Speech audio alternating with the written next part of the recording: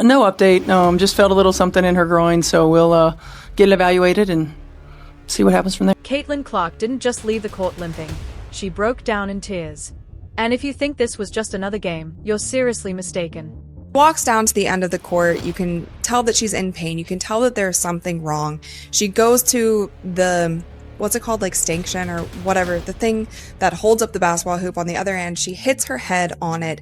She is fighting back tears and she walks straight over to the bench. Now, when she goes over to the bench, she starts crying, and I've honestly never seen Caitlin Clark cry on the court except when she lost the national championship game. She keeps it together no matter what is happening, but you could just tell that something happened on that play. And it was either the pain of it, it was either like, here we go again, it was frustration. What went down against the Connecticut Sun was more than just an injury. It was a total breakdown by her coach, the front office, and the league itself. You want to know who was really to blame for Caitlin Clark's pain? Let's break it all down, because enough is enough. Let's not pretend this came out of nowhere. The warning signs were there from day one. Caitlin Clark suffered a quad injury during preseason, but instead of letting her rest properly, they sent her back to Iowa for an exhibition game. Why? For PR, ticket sales, and hype. It was about headlines, not health. Then she re-aggravated it in season. What happened? They sat her for a bit, sure, but as soon as things got tough, boom, she's back on the court again and again. But did anyone stop to ask if she was really ready? Or did they just see dollar signs and shove her back into the lineup? Now, she's dealing with a groin injury, re-injury after re-injury. Is this going to be the norm for her career? Because judging by how the Fever are handling it, it sure seems like they are okay with that. Let me ask you, if this was LeBron, Steph, or Luka, would they be forced to play through this? Or would their teams actually protect their franchise player? The play itself looked routine. Clark made one of her signature slick backdoor assists. The crowd went wild. Classic Caitlin. But then she didn't run back on defense. She froze, grabbed her groin, took a step, then another, then bent over in pain. You could feel the whole arena's energy change instantly. The camera caught her clutching her hip tight, her face telling the whole story. She tried to tough it out because that's who she is, but then she slowly walked off.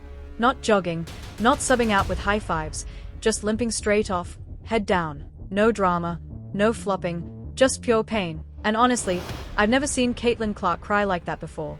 She's been body checked, thrown to the floor, elbowed in the face, but never shown that kind of emotion. So, what does that tell you?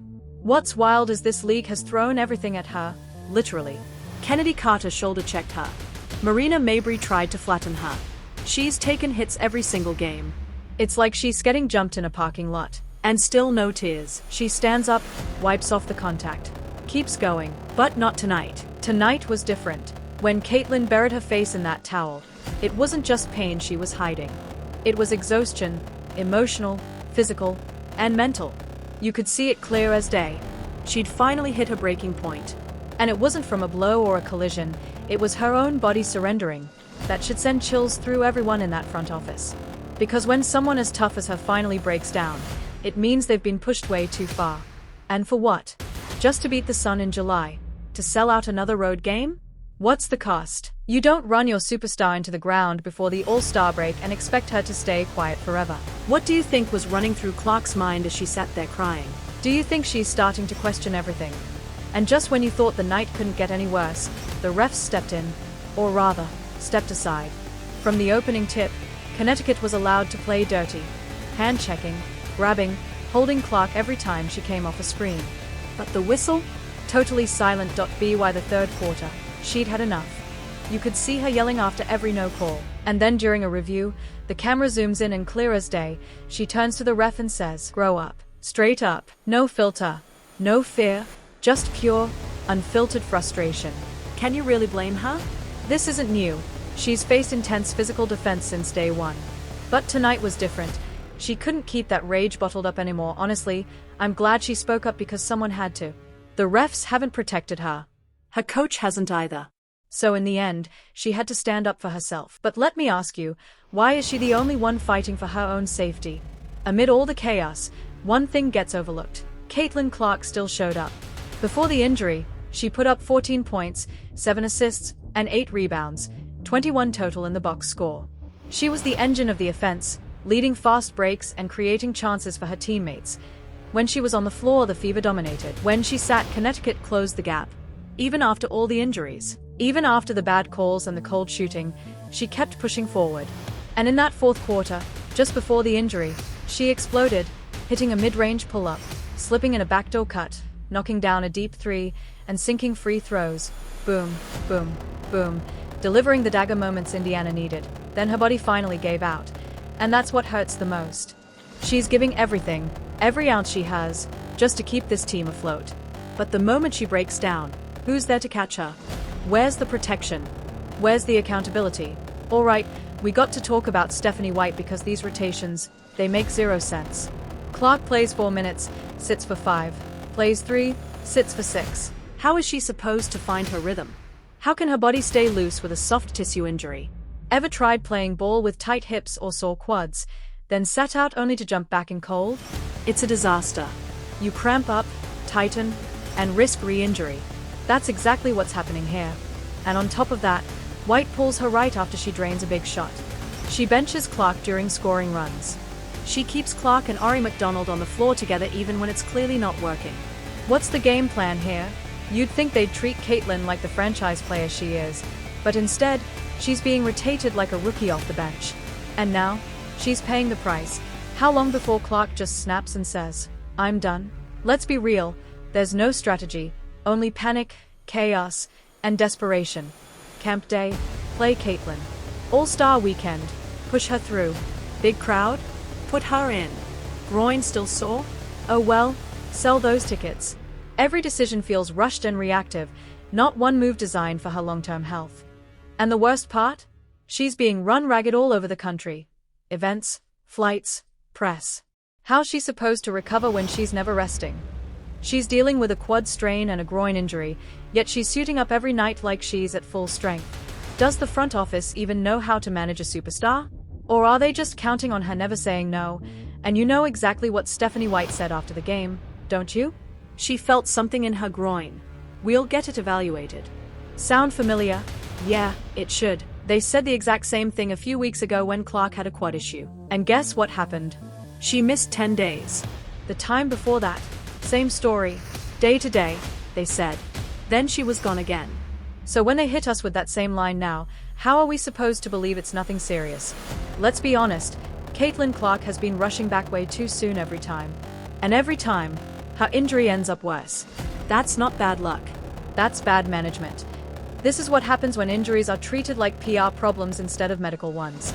When your head coach gives robotic, scripted answers just to dodge criticism instead of being honest about what's really going on, the fans deserve better. Caitlin deserves better. She's not just any player.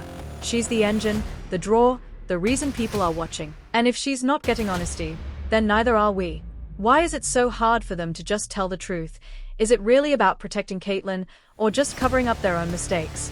Because right now, it doesn't feel like they are being careful. It feels like they are being careless. So, what do you think? Is Stephanie White being honest with us? Or is this just more smoke to hide another poor decision? And let's not forget, technically, Indiana won this game. Final score, 85-77. On paper, it looks solid. Kelsey Mitchell dropped 23 points. Natasha Howard dominated inside. Sophie Cunningham gave quality minutes off the bench. You check the box score, and everything seems fine, right? But here's the thing.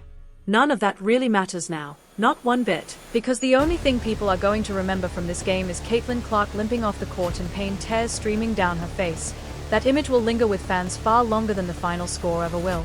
And honestly, it should. A win is great, but when your star player, the face of your team, and really the face of the entire WNBA, is breaking down physically and emotionally in front of everyone, how do you celebrate that? How do you walk into the locker room with a smile when your leader is in tears? Tonight should have been a celebration, a confidence booster heading into the break. Instead, it turned into a massive wake-up call. What's really going on behind the scenes in Indiana? Who's making the calls? And why are they letting this slide? Coaching failure, medical failure, leadership failure. It all came crashing down in one game. So here's the question nobody wants to face. Was that win really worth it? Because from where I'm sitting, the price paid was way too high. It's really simple. Sit her down. Completely. Not for a few minutes, not some fake minute restriction. Just shut her down for a while. No 3-point contest. No all-star game. No, we'll see how she feels tomorrow. Enough of the charade. You can't keep throwing her out there like this. She's already fought through a quad injury. Now it's a groin issue. What's next? Are we waiting for an ACL tear, an Achilles rupture? Because if they keep pushing her body like this, it's only a matter of time before something truly serious happens. Let her rest. Let her heal properly, and maybe, just maybe, she can come back stronger for the second half of the season. That's if she hasn't already checked out mentally from this franchise. Because honestly, would you blame her if she did? She's being treated more like a product than a person. Like she's just a body to roll out for ticket sales and jersey numbers. But she's more than that. She's your franchise. She's the one who filled arenas, broke viewership records, and brought eyes back to this league. So here's the question. Do you really believe the Fever are doing what's best for Caitlin Clark? Because the way they are acting, it looks more like they are protecting business, not their player. And if this keeps up, don't be shocked if she eventually says, "I'm done."